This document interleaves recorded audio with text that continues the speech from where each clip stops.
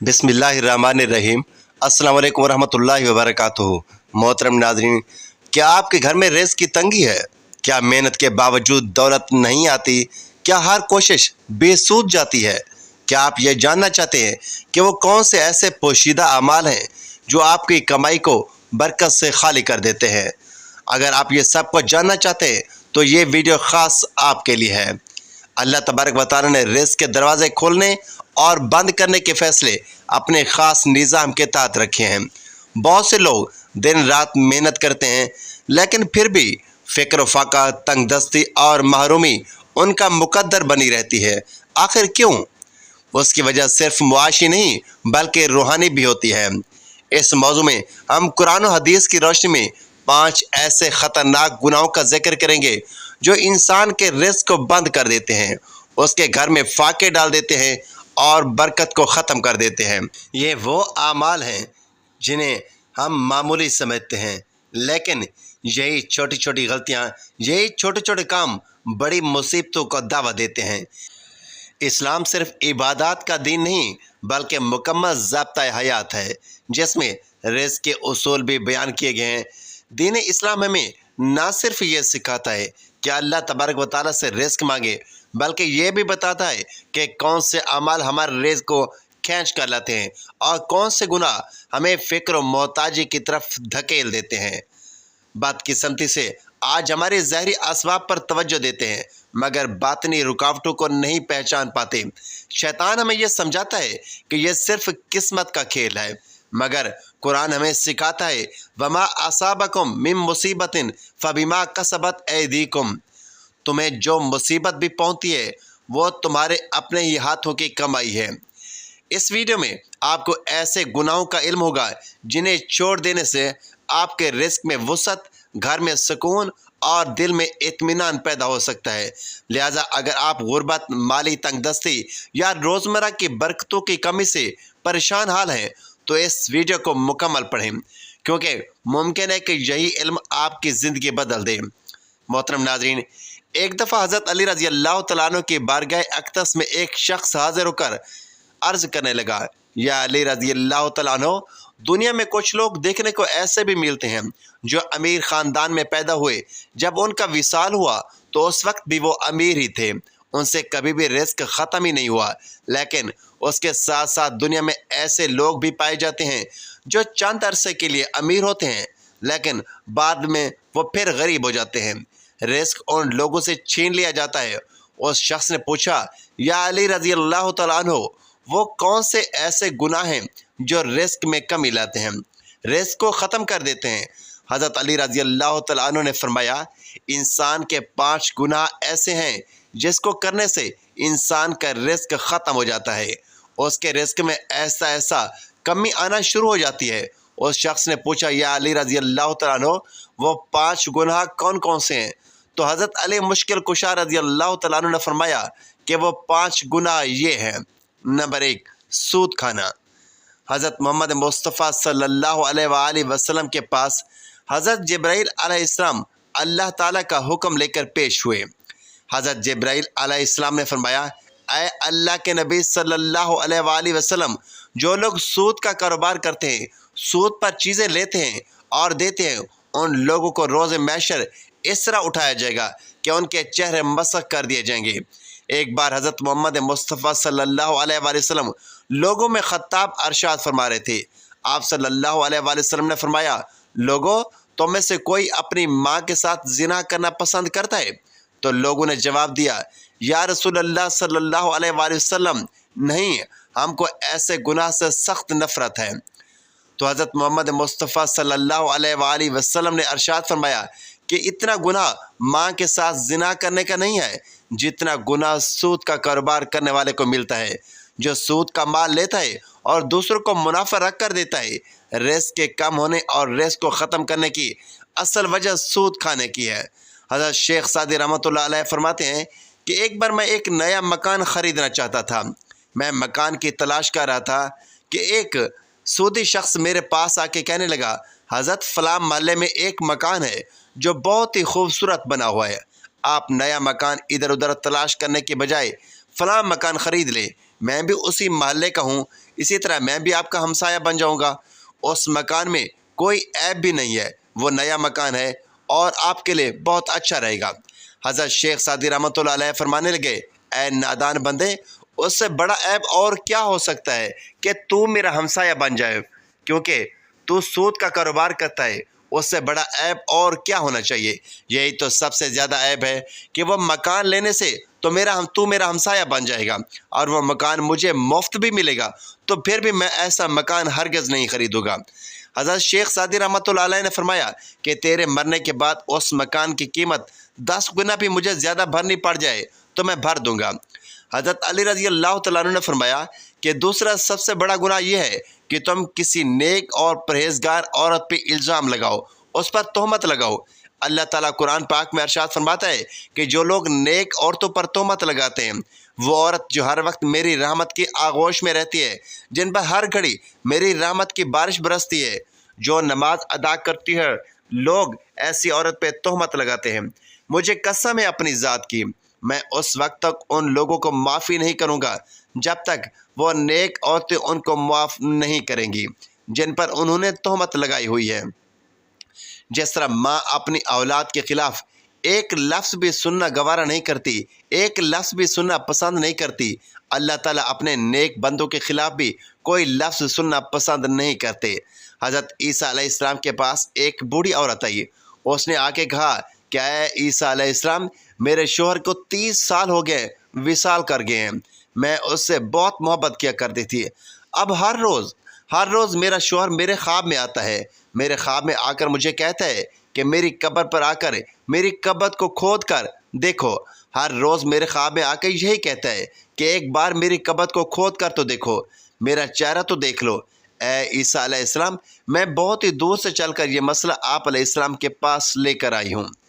حضرت عیسیٰ علیہ السلام نے عرض کیا کہ آؤ، میں بھی آپ کے ساتھ آپ کے شوہر کی قبر کھودنے کے لیے قبرستان چلتا ہوں۔ وہ دونوں اس قبرستان پہنچ گئے جہاں اس کے بوڑھے خاوند کی قبر تھی۔ تو قبرستان میں جاتے ہی جا کے حضرت عیسیٰ علیہ السلام نے فرمایا کہ بتاؤ تیرے شوہر کی قبر کون سی ہے اس قبرستان میں؟ تو وہ بوڑھی عورت نے ہاتھ سے اشارہ کرتے ہوئے حضرت عیسیٰ علیہ السلام کو بتایا کہ یہ قبر ہے میرے شوہر کی۔ تو حضرت عیسیٰ علیہ السلام نے قبر پر کھڑے ہو کر اللہ رب العالمین سے رو رو کر گڑ گڑا کر دعا مانگی اور دعا کرنے لگے کہ حضرت عیسیٰ علیہ السلام فرماتے ہیں کہ اے قبر کے سونے والے، اللہ کے حکم سے کھڑے ہو جاؤ۔ اس قبر سے ایک ایسا انسان اٹھ کھڑا ہوا جس کو دیکھ کر بوڑھی عورت زور زور سے چیخ و پکار کرنے لگی اور دھاڑے مار کر رونے لگی اور بے ہوش ہو کر گر جاتی ہے۔ وہ کھڑے ہونے والے انسان کا جسم تو انسانی تھا، پر اس کا چہرہ مسخ کر دیا گیا تھا۔ جب تھوڑی دیر کے بعد اس عورت کو ہوش آتا ہے تو حضرت عیسیٰ علیہ السلام نے ان زندہ ہونے والے انسان سے دریافت کیا کہ تو نے دنیا میں کون سا ایسا گناہ کیا تھا جس کام کے بدلے تجھ کو اتنی بڑی سزا کا سامنا کرنا پڑا ہے؟ تو اس شخص نے جواب دیا، اے عیسیٰ علیہ السلام، مجھ سے ایک گناہ ہو گیا تھا جس کی وجہ سے میرا چہرہ بگاڑ دیا گیا ہے۔ تو حضرت عیسیٰ علیہ السلام نے پوچھا کہ کون سے گناہ کی وجہ سے تیرا یہ حال ہو گیا اور تیرا چہرہ بگڑ گیا ہے؟ تو اس قبر سے کھڑے ہونے والے انسان نے کہا، میں نیک اور پرہیزگار عورتوں پہ تہمت لگایا کرتا تھا، ان کا استعمال کیا کرتا تھا، جس کی وجہ سے مجھے سزا بھگتنا پڑ رہی ہے۔ روز محشر بھی ان لوگوں کے ساتھ میں اٹھایا جاؤں گا جن کے چہرے بگاڑ دیے گئے ہیں۔ اللہ اکبر۔ حضرت علی رضی اللہ تعالیٰ عنہ نے فرمایا کہ اللہ تعالیٰ کو کسی کا شریک ٹھہرانا یہ بہت بڑا گناہ ہے۔ اللہ تعالیٰ کے ساتھ کسی کو شریک مت ٹھہراؤ، شرک مت کرو۔ روز محشر اللہ تعالیٰ ہر گناہ کو معاف کر سکتا ہے۔ اس کے گناہ چاہے آسمانوں اور زمینوں میں موجود چیزوں سے بھی زیادہ ہوں گے، ان کے گناہ چاہے سمندر کی جھاگ کے برابر کیوں نہ ہو۔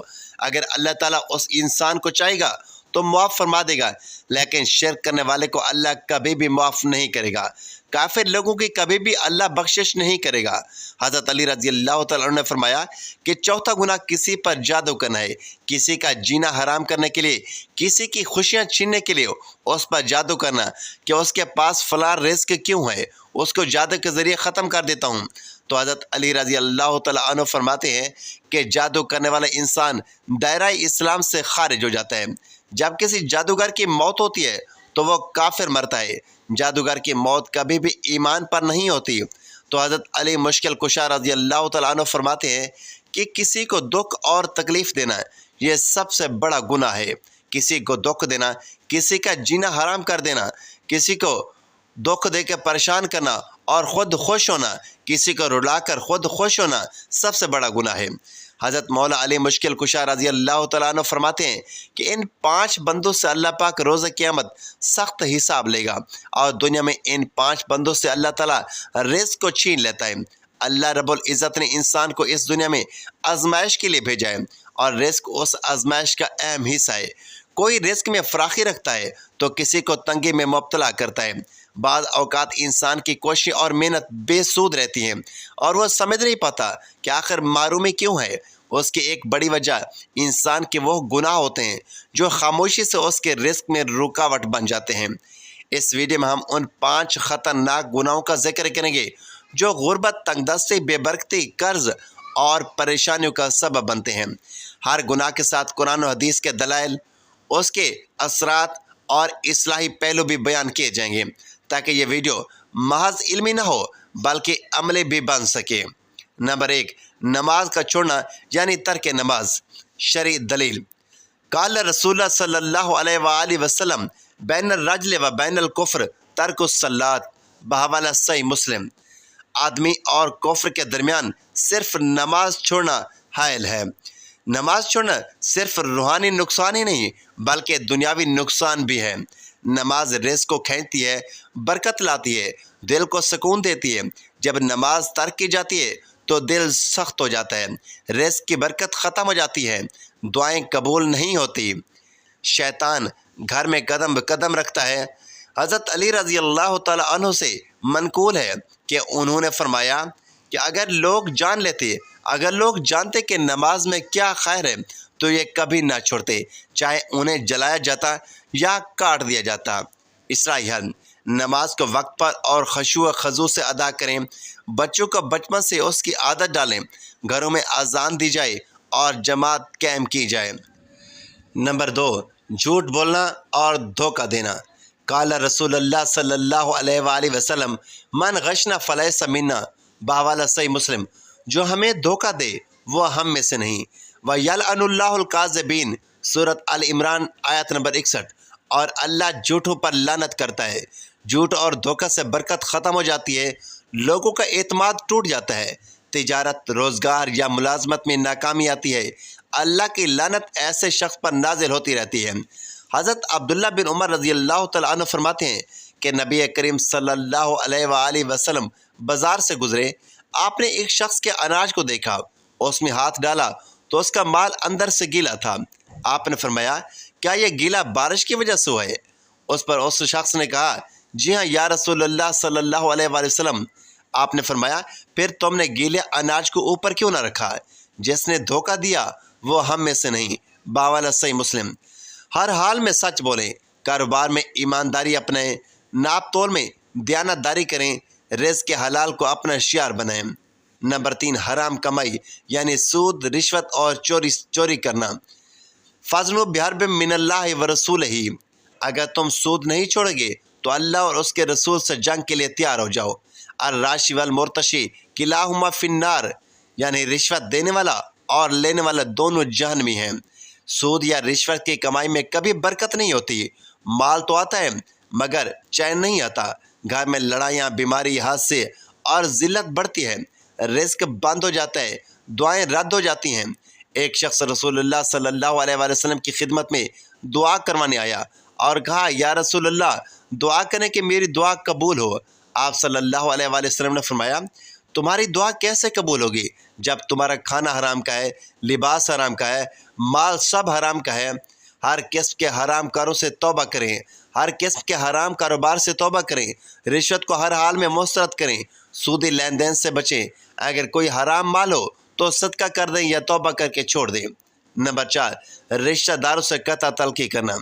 حضور نبی کریم صلی اللہ علیہ وآلہ وسلم نے فرمایا کیا تمہیں یہ توقع ہے کہ تم زمین میں فساد کرو گے اور رشتے توڑو گے؟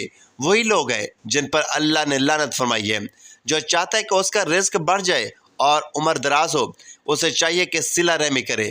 رشتہ داروں سے تعلق توڑنے سے رزق کی راہیں بند ہو جاتی ہیں، برکت ختم ہوتی ہے، دعائیں قبول نہیں ہوتی، اللہ کی لعنت نازل ہوتی ہے۔ حضرت انس فرماتے ہیں کہ نبی کریم صلی اللہ علیہ وآلہ وسلم نے فرمایا، صلہ رحمی رزق میں زیادتی اور عمر میں برکت کا سبب ہے۔ بحوالہ صحیح بخاری۔ والدین، بہن بھائی، چچا، خالہ، ماموں وغیرہ سے ہمیشہ رابطہ رکھیں۔ اگر رشتہ دار ناراض ہوں تو پہل کریں ان کو صلح کرنے میں، عید، خوشی، غمی میں ان کا خیال رکھیں۔ نمبر 5، ناشکری اور زبان کی ناشائستگی۔ اللہ تبارک و تعالیٰ قرآن مجید میں ارشاد فرماتا ہے، وَلَئِن كَفَرْتُمْ إِنَّ عَذَابِي لَشَدِيدٌ، اگر تم ناشکری کرو گے تو میرا عذاب بہت سخت ہے۔ ایک حدیث میں حضور نبی کریم صلی اللہ علیہ وآلہ وسلم نے ارشاد فرمایا، زمانے کو برا مت کہو، زمانہ تو اللہ ہے۔ شکایت کرنے سے دل میں مایوسی آتی ہے، زبان کی سختی سے گھر میں نفرت بڑھتی ہے، ماں باپ کی بد دعا یا زبان سے نکلا کلمہ اولاد کے رزق کو بند کر دیتا ہے۔ ناشکری سے اللہ کی ناراضگی حاصل ہوتی ہے۔ حضرت ابو ہریرہ رضی اللہ تعالیٰ عنہ فرماتے ہیں کہ نبی کریم صلی اللہ علیہ وآلہ وسلم نے ارشاد فرمایا، بعض اوقات بندہ ایک ایسا کلمہ زبان سے نکالتا ہے جس پر وہ دھیان نہیں دیتا، مگر وہی کلمہ اسے جہنم میں گرا دیتا ہے۔ بحوالہ صحیح بخاری۔ اس لیے ہر حال میں اللہ کا شکر ادا کرے، زبان کو گالی، طعنہ، شکایت سے پاک رکھیں، ماں باپ اور بچوں سے نرمی سے بات کریں، کسی حالت میں اللہ کی تقسیم پر اعتراض نہ کریں۔ رزق صرف ظاہری محنت سے نہیں آتا بلکہ باطنی صفائی، تقوی اور اعمال صالحہ سے بھی آتا ہے۔ قرآن اور حدیث ہمیں یہ سکھاتے ہیں کہ اگر ہم اپنی روح، دل اور زبان کو پاک صاف رکھیں تو اللہ رزق کے دروازے کھول دیتا ہے۔ ناظرین کرام، اللہ تبارک و تعالیٰ سے دعا ہے کہ اللہ تعالیٰ ہمیں ان 5 گناہوں سے بچنے کی توفیق عطا فرمائے، دین کی باتوں کو سننے، سمجھنے اور اس پر عمل کرنے کی توفیق عطا فرمائے۔ میرا سنانا اور آپ کا سننا اپنی بارگاہ الہی میں قبول و منظور فرمائے اور ہمارا خاتمہ بالخیر فرمائے، آمین یا رب العالمین۔ پیارے دوستو، اگر آپ کو ہماری یہ ویڈیو اچھی لگی ہو تو ویڈیو کو لائک کریں، شیئر کریں، چینل کو سبسکرائب کریں اور کمنٹ باکس میں اللہ تعالیٰ کے 99 نام میں سے ایک نام ضرور ٹائپ کریں۔ اگلے ویڈیو تک کے لیے اجازت دیجیے، اللہ حافظ۔